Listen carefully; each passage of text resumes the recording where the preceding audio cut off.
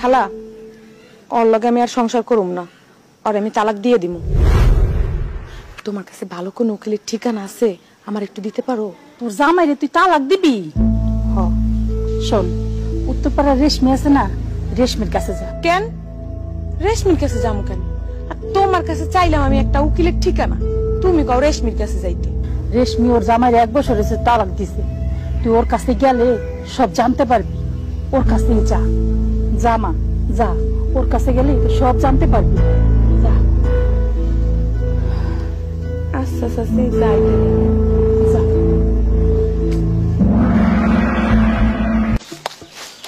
কি রে রেশমি, তুই?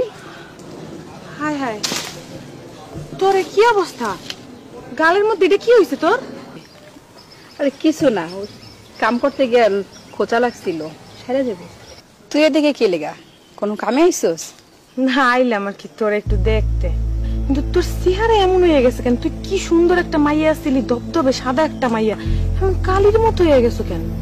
হ, সুন্দর একটা মাইয়া ছিলাম, কিন্তু কাম করতে করতে এমন হয়ে গেছে। রোদ্রে থাকি, চুলার পারে থাকি, সব কাম করতে হয় তো, এই লেগা। তুই কি কইতেছিলি ক? আইছিলাম তোর কাছ থেকে একটা পরামর্শ নিতে। শুনলাম তোর নাকি তালাক হয়ে গেছে। হ, তুই ঠিকই শুনছস, আমি তালাক দিয়ে দিছি। এর লেগে তোর কাছে আইছি। আমি না আমার স্বামীর তালাক দিয়ে দেব, তোর কাছে আইলাম।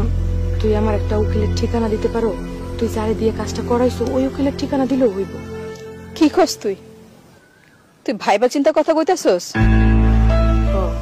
এটা তুই কইলি না আমি খুব সুন্দর একটা মাইয়া ছিলাম?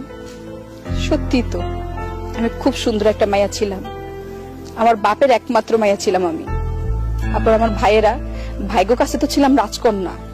ভাইয়েরা আমার কোনো কথা মাটিতে ফেলতে দেয়নি, আমি যা কইতাম তাই আমার ভাইয়েরা শুনতো। বিয়ের পর আমি শ্বশুর বাড়িতে গিয়েও রাজরানী হয়েছিলাম। ছোটখাটো বিষয় নিয়ে জামাইয়ের উপর খুব চিল্লাচিল্লি করতাম, ও সব সহ্য করতো, কখনো কিছু কইতো না আমারে। কিন্তু আস্তে আস্তে ওই ঝগড়া আমাকে অনেক বাড়তে থাকে। ওর দোষ না থাকলেও আমি ওর উপর অনেক বেশি চিল্লাচিল্লি করতাম, অনেক বেশি বাড়াবাড়ি করতাম। একটা সময় সবাই আমারে কইলো যে চলে আয়, আমরা আসি তো। আমার পরিবারই আমার কত কইছে যে আমরা থাকতে তোর কোনো সমস্যা হইব না, আমার কাছে তুই রাজকন্যার মতো থাকবি। আমি ওই জিদের বসে ডিভোর্স দিয়ে দিছি জামাইরে। ডিভোর্স তো আমি দিয়ে দিছি, ওর না কিচ্ছু হয় নাই, খুব ভালো আছে। কিন্তু আমি আমাকে নিজের বাড়ির কাজের মাইয়া হয়ে গেছি। আমি যদি ঠিকঠাক কাজ না করি তাহলে ভাবি আমার ঠিক মতো 2 বেলা খাইতেও দেয় না। একটু 19 থেকে 20 হইলে ভুল করলে মাঝে মাঝে গায়ে হাত তুলে মারতে আহে। ভাইয়ের কাছে উল্টা পাল্টা বিচার দেয়। আমার ভাইয়েরা এখন আমার কথা শুনাইতে ছাড়ে না। বাপমার কথা তো বাদই দিলাম। শোন, আমি যে ভুলটা করছি ওই ভুলটা তুই করিস না। সবাই তোরে কইবো যে তোর পাশে আছে, তোর সাথে আছে, তোরে ভরসা দিব, কিন্তু কেউ তোর জীবনের দায়িত্ব নিব না। তোর জীবন সুন্দর করার, তোর জীবনের দায়িত্ব শুধুমাত্র তোর। কোনো ভুল বুঝাবুঝি হইলে, ছোটখাটো বিষয় যদি ঝগড়া থাকে, মানায় নিস। আমার মতো ভুল জীবনও করিস না বল। বাকিটা হয়েছে তোর ইচ্ছা, তুই ডিভোর্স দিবি নাকি ভুলগুলা শুধরাইয়া নিয়ে ওইখানে রানী হয়ে থাকবি।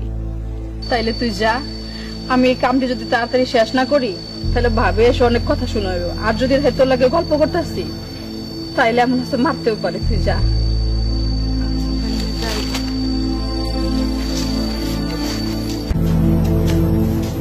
এই শুনো, কি তুমি তো 2 দিন পর আমাকে তালাক দেবে, তাই না? তোমার সাথে আমার কি কথা থাকতে পারে? ও আচ্ছা, বুঝতে পেরেছি, তোমার যাওয়ার ভাড়া নেই, তাই তো? এই ধরো, এই জীবনের লাস্ট বারের মতো তোমাকে টাকা দিয়ে দিচ্ছি। শোনো, টাকাটুকু আমার লাগবে না, আমি কোথাও যাব না। আমি কেন যাব? এটা আমার বাড়ি, আমার সংসার, আমি কোথাও যাব না। যেতে যদি হয় অন্য কেউ চলে যাবে, তোমাকে ছেড়ে আর এ বাড়ি ছেড়ে আমি কোথাও যাব না। তোমার সাথে আমি যা যা করেছি আমার অনেক ভুল হয়ে গিয়েছে, আমাকে ক্ষমা করে